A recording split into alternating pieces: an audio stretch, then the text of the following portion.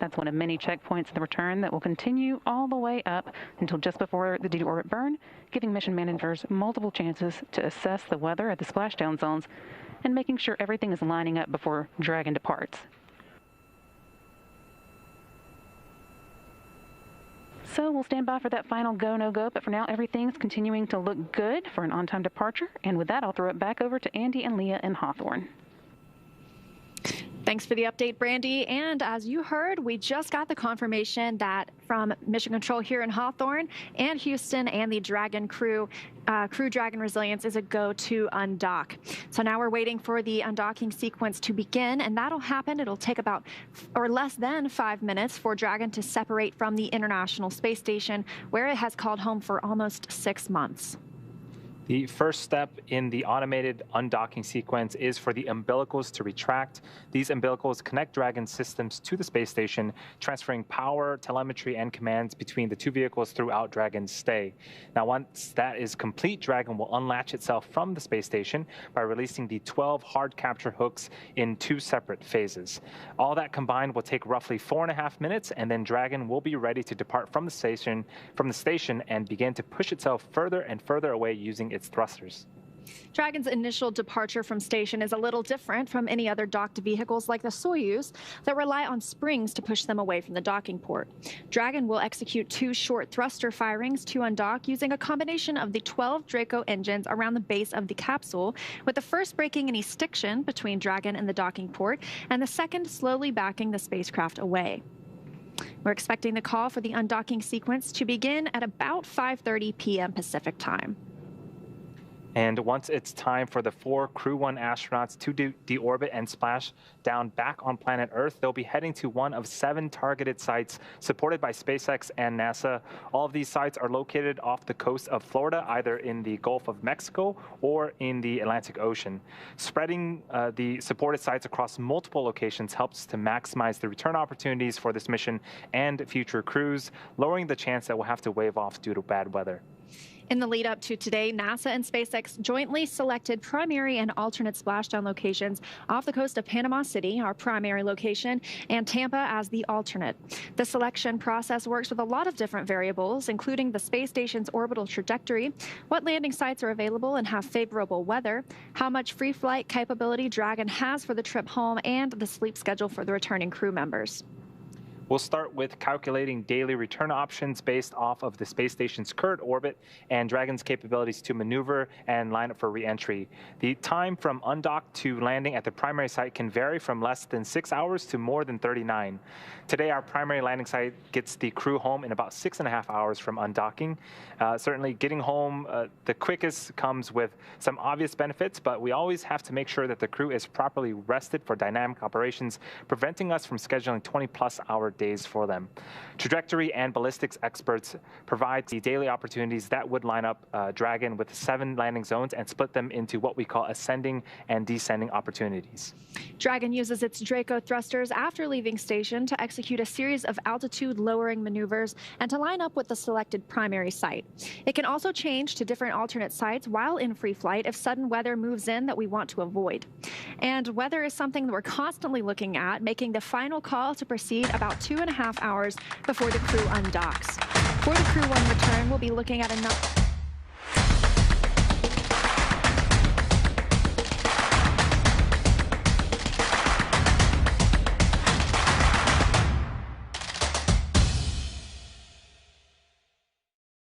Relatively calm seas so we can safely execute recovery operations, which includes landing a helicopter on the recovery ship to fly Mike, Victor, Shannon, and Soichi back to Florida. Once Dragon is flying free, we'll have a number of additional checkpoints to either proceed towards the primary landing site, head to the alternate, or select a new zone based on real-time weather data. These checks are happening all the way up until we are in the final hours before the deorbit burn, which is the last burn in the trip home and commits the Dragon capsule to re-entering the Earth's atmosphere. And if you've been following along, the teams have been looking at return opportunities since Wednesday, April 28th, with weather being the major factor. We waved off our initial opportunities to undock on the 28th and on the 30th, with teams making the decision to pursue our current undocking and splashdown plan just yesterday. The weather conditions in the Gulf for tonight's attempt are ideal for splashdown and recovery, with very low wind speeds and almost glass-like sea states. This will be the first time we're bringing crew back in a nighttime splashdown, but we are well prepared. SpaceX was able to practice for this very scenario with the return of the CRS-21 cargo mission, returning a similar Dragon capsule with a nighttime splashdown off the Florida coast. All of our recovery teams have practiced for recovery conditions at night, giving us confidence to carry this out this operation and bring the crew home safely. SpaceX also has additional personnel on the recovery ship to recover Dragon's parachutes and our standard set of medical professionals and Dragon technicians to secure the capsule and get the crew out quickly and safely. And another fun history fact for this return, this will be the first night splashdown of a U.S. crewed spacecraft since Apollo 8's pre-dawn return in the Pacific Ocean on December 27, 1968, with NASA astronauts Frank Borman, Jim Lovell, and Bill Anders. It's quite a while since we've had a nighttime splashdown with crew members on it. But again, like Leah said, we've been practicing this for years and have done extensive amounts of testing. If the mission teams were to wave off after undocking prior to the deorbit burn, the crew can remain on orbit for more than 60 hours before they have to come home. And after undocking, the trip home will take less than 3 days to either our primary or alternate locations. So the crew have 3 days worth of food and snacks on board, along with plenty of water. And as Andy just mentioned, for today's undocking, Panama City is the prime splashdown location, and Tampa is the backup location for splashdown. And as a reminder, Dragon does have the capability to change alternate locations after undocking from station if bad weather happens to move in. And we are awaiting for that call to begin undocking in about 3 minutes, well, 2 minutes from now. And as we mentioned, it should take under 5 minutes for that undocking sequence to actually occur. So we won't see any movement right away at first from Crew Dragon. If we're able to get a view of it, I know it's still, they're in a night pass in their orbit around the Earth. So we'll be waiting, and we won't see that initial movement, but we have to see those hooks and latches retract, and then those 2 short burns. Yeah, we should be hearing the call out again in a couple minutes here, and that will begin the sequence to start to pull away those hooks, and eventually Dragon will fire its thrusters to remove the stiction from its forward bulkhead and the station and begin to make its journey all the way back home to Earth. And if you've been listening, we got our go for undock from the team here, as you can see in Mission Control Houston, as well as the team here in Hawthorne. About 10 minutes ago, got that final go to undock, and Crew Dragon Resilience radioed back that they are go as well. Hatches. Oh, go ahead. No, I was going to say we have some precious cargo on board with the 4 astronauts, but they're also bringing home quite a bit of cargo, additional cargo as well, over 250 kilograms worth of supplies, food, and stuff as well, and experiments to bring back with the return to Earth. We heard them addressing in the previous show. We were watching hatch closure. They addressed the polar nombres a la lista de los mayores aventureros de la historia. Cada día, con cada misión, avanzamos esta llamada. Somos la NASA. Y tras 60 años, solo estamos empezando.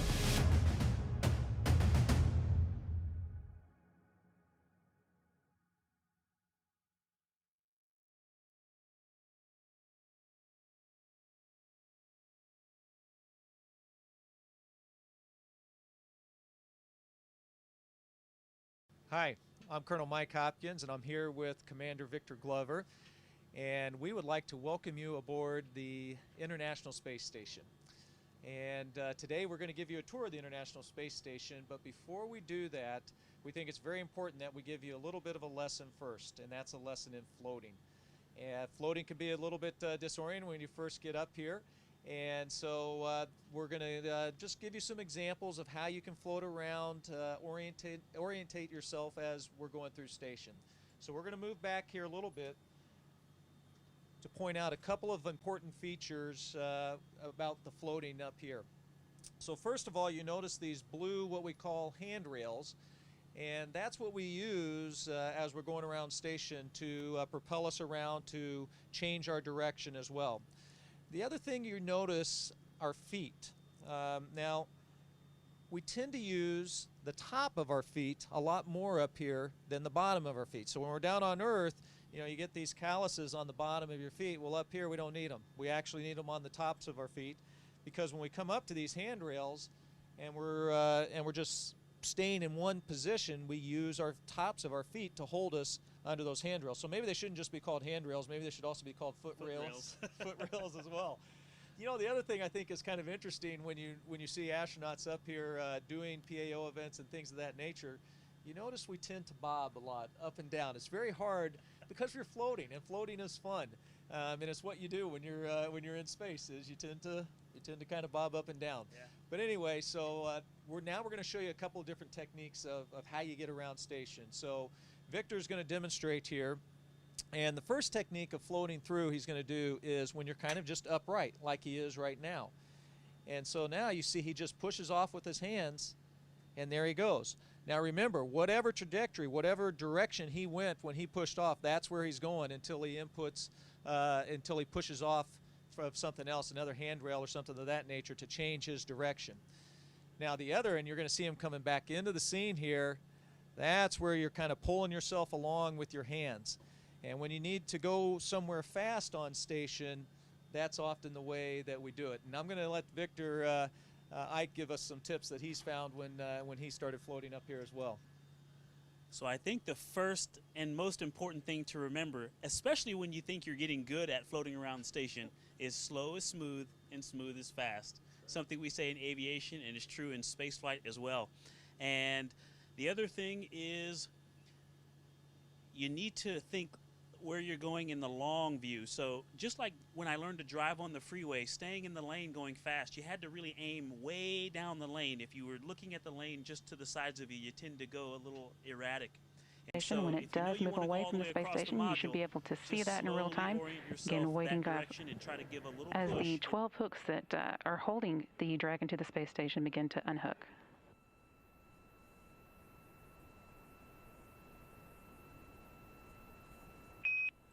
Dragon SpaceX on the big loop, first set of hooks open and nominal.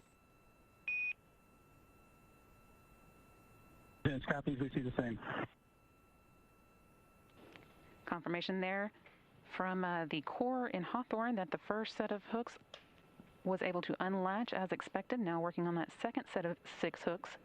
Those 12 hooks have been holding the Dragon to the space station.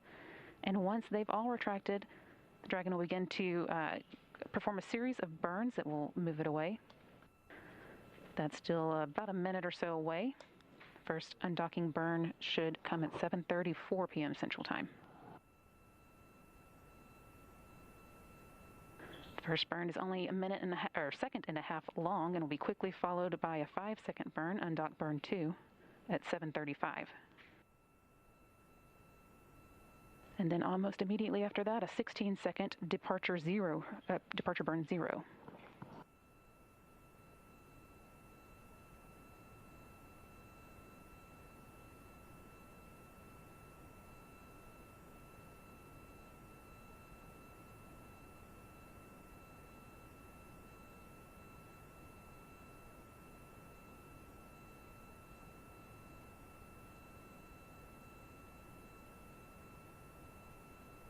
Halfway through that second set of hooks.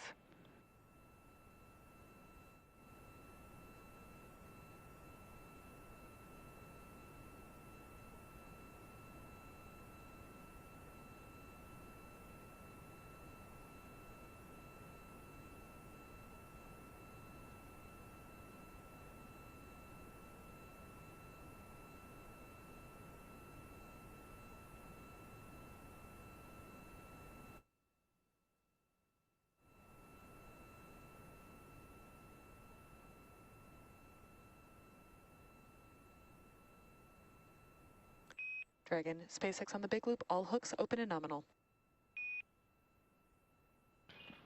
Dragon copies, we see separation. Mike Hopkins, they're confirming what you're seeing on the screen. Dragon moving away from the International Space Station. Dragon separation visually confirmed. And SpaceX concurs.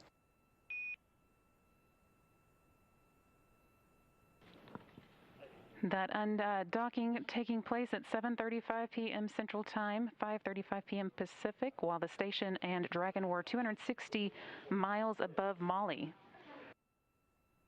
That wraps up Crew-1's stay on the International Space Station, begun in November, and puts them on a path. SpaceX on the big loop, depart burn 0 complete, nominal burn. Advanced copies, we see the same.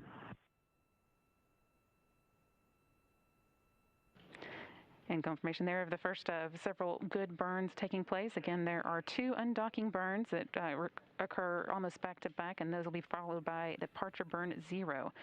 That's the first of 4 departure burns, known as, again, departure burn 0. It's a short firing of the Dragon's Draco thrusters, lasting 16 seconds and increasing the Dragon's speed by just under half a mile. That gets Dragon flying away from the space station and sends it on a trajectory that will take it up and around the space station.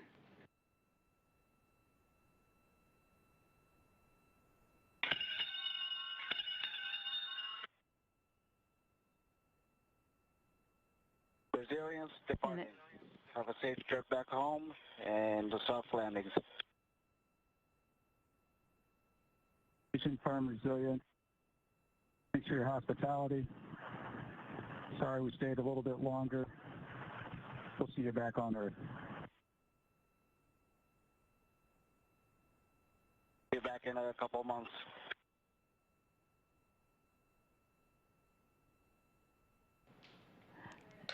Space Station Commander Aki Hoshide, they're bidding Crew-1 goodbye as they move away from the International Space Station. Again, that departure burn 0 was complete and nominal, so that sets the crew on their way home for the day. Again, we did have undocking right on time at 7:35 p.m. Central Time, 5:35 p.m. Pacific. The station was flying 260 miles over Mali. We're going to be monitoring Crew Dragon throughout the departure sequence as it makes its way from the International Space Station. So wishing Mike, Victor, Shannon, and Soichi safe travels on their way home. But to take you through the rest of the departure sequence, I'll be sending you back over to Leah and Andy and Hawthorne. Thanks. Thanks, Brandy, and great to see that successful undocking of Crew Dragon Resilience. You can still see it on your screen. The station is in an orbital nighttime. That's where this view is coming from.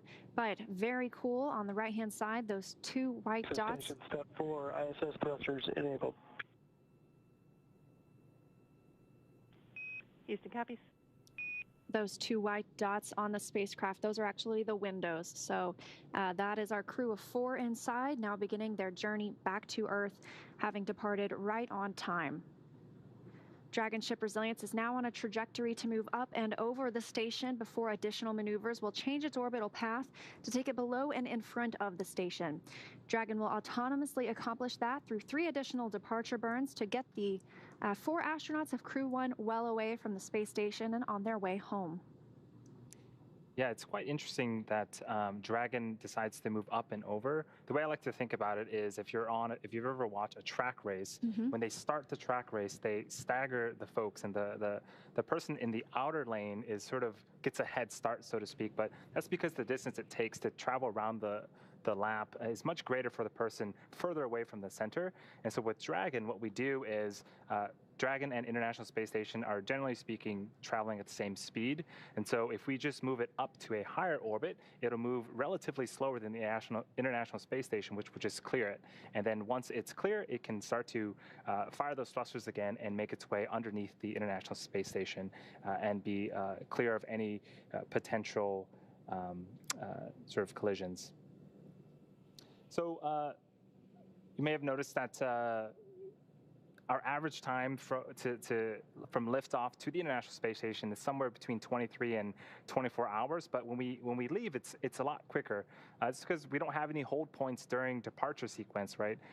We can just kind of undock and start to head home with all of our burns. It takes a lot less time to leave than arrive. Any second now, we are expecting the next departure burn, the second of 4. This burn will increase the initial opening rate between Crew Dragon and the space station. And even though this is known as Departure Burn 1, it, like you mentioned, is the second. We just completed Depart Burn 0, which was about 16 seconds, and this one should be about 21 seconds long. So we are standing by any moment now for that call.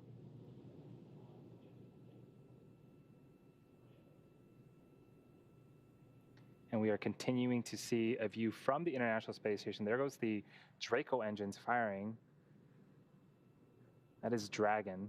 And those 2 white lights, the solid white lights, again, are the windows. And I'm sure the crew is looking back at the International Space Station as they continue to depart. And we just got a note that Depart Burn 1 has started. As we mentioned, this is Dragon SpaceX on the big loop. Depart Burn 1 is complete. Nominal burn. You are go to doff your suits per procedure 4.012. Cameras are already external. Reminder that ground will be deactivating the big loop following exit from the approach ellipsoid. And SpaceX resilience copies good Depart 1 burn. We have a go to doff the suits 4.012 and copy on the comm. And it was over about as soon as it started. That Depart Burn 1 lasting about 21 seconds, and that came around 5 minutes after separation tonight. This burn will increase the initial opening rate between Crew Dragon and the space station.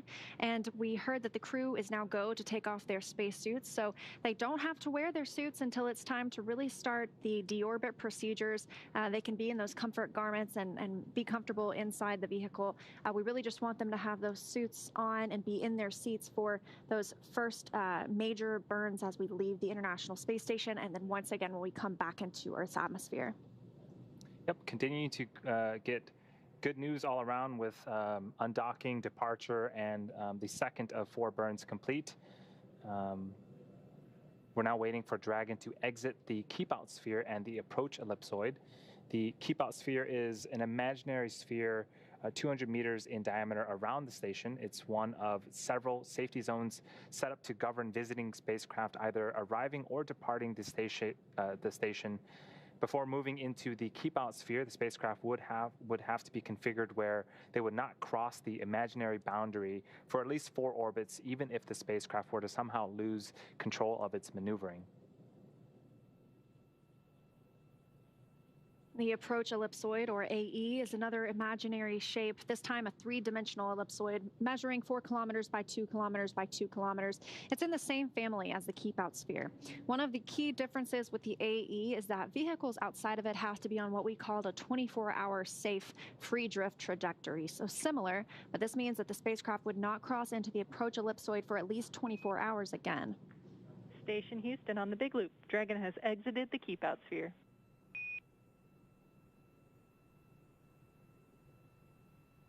Station copies, thanks.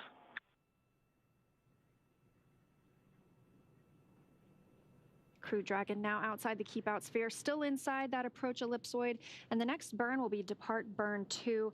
That comes up at 6:28 Pacific time, so a little less than 45 minutes from now. That's a 44-second burn. That keep-out sphere, as we mentioned, one of several safety zones set up to govern visiting spacecraft either arriving or departing the station. Whether those have crew members on them or not, we're always tracking what's in the vicinity or the neighborhood of our space station. So before moving in the keep-out sphere, we had to know that the spacecraft is configured to not cross that imaginary boundary for at least 4 orbits, even if it lost all control of its thrusters. And that can be a hold point at some times on the way uphill or the way to station, but as you've noticed on the way home, it's not somewhere that we have to hold. We can simply move right through it and continue the journey. And Dragon continuing to distance itself from the International Space Station. We'll hear a call here shortly that it has passed the approach ellipsoid, a bit bigger of an imaginary shape around the International Space Station with an ellipsoid measuring 4 kilometers by 2 by 2. And then you don't have to make as many or as big corrections. This is another view of Dragon, getting a little bit of light. Again, you can see the windows right above the red and green lights. We are looking for that approach ellipsoid exit to come up around 5:54 p.m. Pacific time, so less than 10 minutes from now.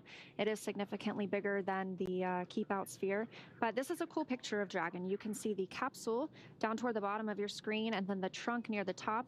And on the trunk on the white side, that's the radiator. It helps radiate heat, and I love this glow right now. The sun is coming up on the space station and onto Crew Dragon. Wow, that is cool. SpaceX resilience comm check on the cabin mic. SpaceX on the big loop. I hear you loud and clear. How me? We have you the same. Good comm check.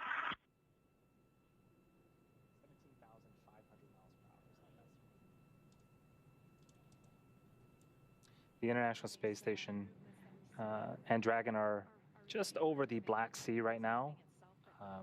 They're moving so fast that they'll see a sunrise or sunset is every 90 minutes. 17,500 miles per hour is how fast they're moving. And these movements that we see are camera moving. Dragon is moving itself, but not quite as quickly as we see these movements happening right now. The approach ellipsoid, they got pretty far out there where they had to turn on their LiDAR and redock with the International Space Station. Yeah, it was definitely a dress rehearsal. All 4 crew members got suited up, got in their seats, strapped in, just in case that the redock did not occur, but as we saw, everything worked well, and that was to move Crew Dragon from the forward-facing port on the Harmony module to the space-facing port, where it just undocked from, and that leaves that space vacant. Crew 2 docked to the forward Harmony port last week when they arrived aboard Crew Dragon Endeavour, and now that the zenith-facing or space-facing port is empty, SpaceX Commercial Resupply Mission 22 can move in later this summer and bring along with it some research for the crew, food, supplies, as well as the new solar arrays that we'll be looking to install.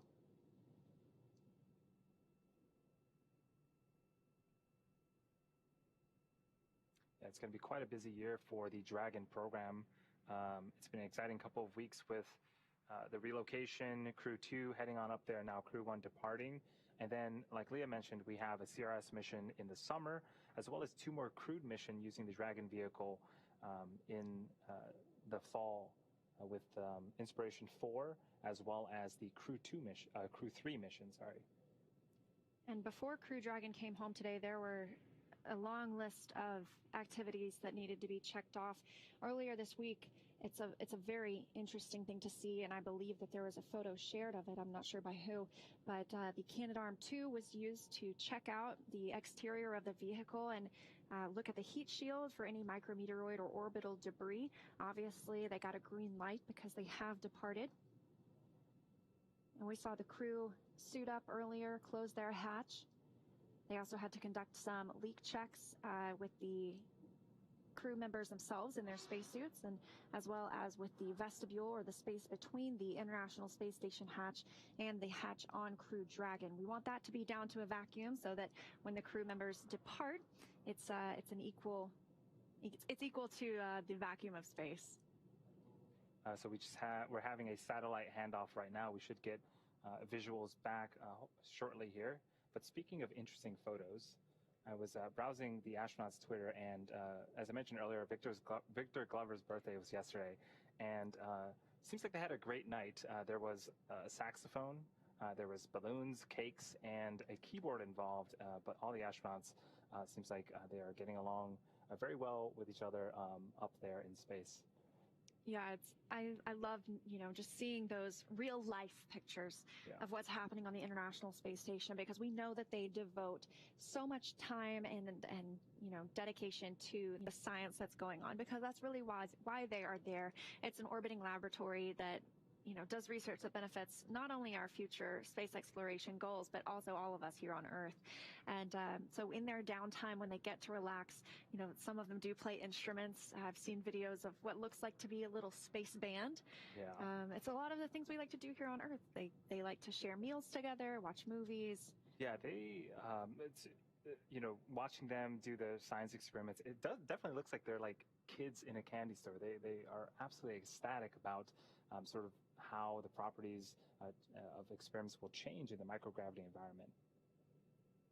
Again, we are waiting for the call out for Dragon to continue to distance itself from the International Space Station and eventually exit the approach ellipsoid. It's an imaginary ellipsoid around the International Space Station, measuring 4 kilometers by 2 kilometers by 2 kilometers. We're looking for that to come up just a few minutes from now. It says 5:54 on Pacific time, so we'll be standing by for that. And this, like we mentioned earlier, with the keep out sphere, this is another place that you might stop on the way up and perform any checkouts before the vehicle gets closer to the space station. But on the way down, smooth sailing, we are clear to go. So we also heard the astronauts are now out of their suits, and I believe that was Mike Hopkins testing out the cabin microphone, which means it's not the microphone that is built into their suits. It's one that they're able to use and float around the capsule with. So that means they're out of their seats as well. I can only imagine they might be getting some views out the window of their home for the previous 6 months on the International Space Station. It's going to be a very exciting couple of hours here coming up with the crew returning. I should mention that throughout tonight's broadcast, if you have any questions, we are taking questions. If you use the hashtag LaunchAmerica, we'll try to answer them here on air. We have one right here. Will we be able to see the capsule re-enter the atmosphere from the ground here in Florida since it will be dark? I think so. We were talking earlier with the commercial crew program manager, and there's not a ton of clouds. If you are near Panama City or probably somewhere in Florida, you should be able to see a re-entry of the Dragon, depending on the cloud coverage. When the capsule re-enters the atmosphere, it'll largely be over the water, so maybe a little out of sight for most people on land to see. But we did hear that there will be a lot of moonlight, so hopefully we get some good views. The best views that you'll get will be on this broadcast. We promise you that. But it won't be the same as seeing those 4 main parachutes billowing as the capsule comes down. So we are targeting splashdown just before midnight Pacific time. So if you are on the East Coast, you might have to stay up a little bit in order to see the splashdown. Now this view on the right-hand side of your screen, that's Mission Control Houston, the International Space Station Flight Control Center at Johnson Space Center. And so we are still in integrated operations. Now the spacecraft Crew Dragon is still in the neighborhood of the International Space Station. So these teams work together in tandem to make sure all systems on both vehicles are set to what they need to be to make sure these procedures move smoothly. As we've seen, everything going well so far, and we're looking at just a minute or two until they exit the approach ellipsoid. And it really has been a joint effort from not just SpaceX and NASA, but the FAA, the Coast Guard, in order to make sure that the crew undocks safely, returns home safely. So it cannot be stressed enough that it really is a team effort to make sure that everyone is doing their part and these astronauts.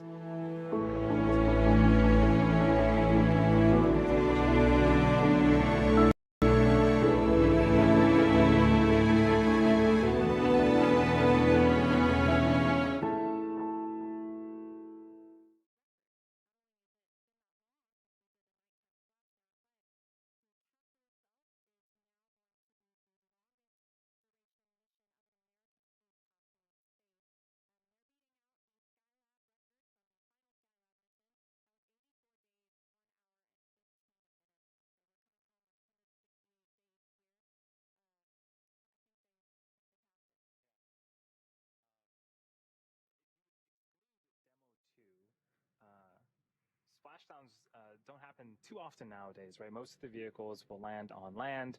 The space shuttle landed itself. So while this may seem new and we haven't done this for decades, we have rehearsed this many times, and the Dragon-1 program splashed down every one of its vehicles, and we were able to recover most of it.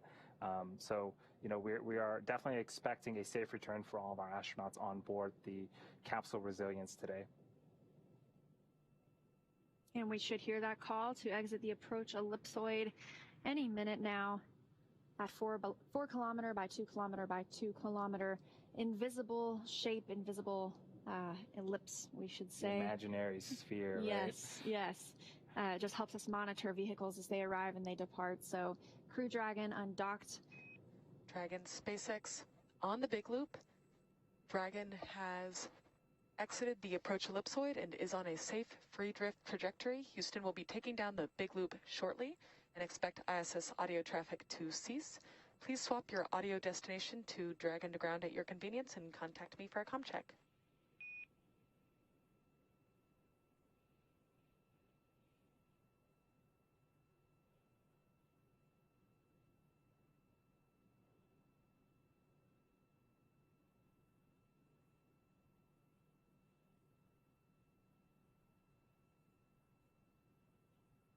Get Dragon to ground up. Dragon SpaceX on Dragon to ground comm check.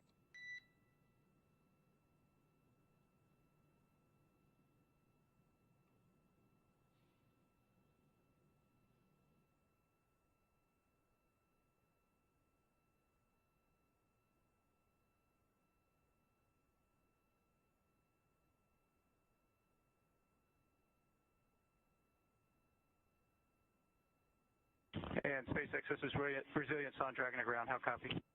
I hear you loud and clear. How me?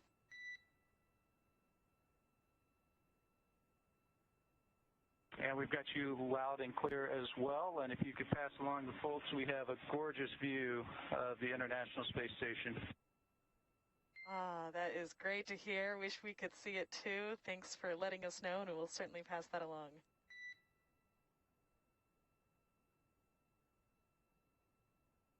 Well, when you guys get our tablets back, you just might find some photos on it. Excellent to hear. We look forward to it. Thanks.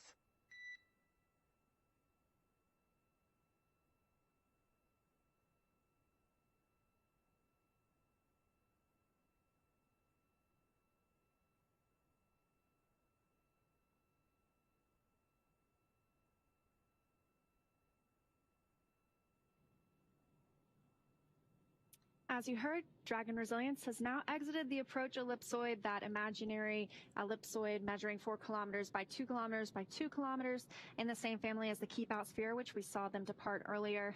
And we also heard them that they said they have a beautiful view of the International Space Station. So our hypothesis was right. They were definitely getting some last glimpses outside of the windows. Yeah, I'm quite jealous. They probably have the best views in town. Next up is the third departure burn, and what we call departure burn 2. That's coming up at about around 6:27 p.m. Pacific time. It's going to be 44 seconds in duration, and it uses a combination of service section thrusters and forward bulkheads. So this is done at the orbital apogee, the lowest point in Dragon's lower Dragon's perigee to below the space station, to start bringing it beneath and in front of the station's orbit. And as you mentioned, that'll be depart burn 2, but it's really the third departure burn that we've seen. Right. Well, we had 2 short undock burns that helped us break the stiction and then begin moving away from the International Space Station.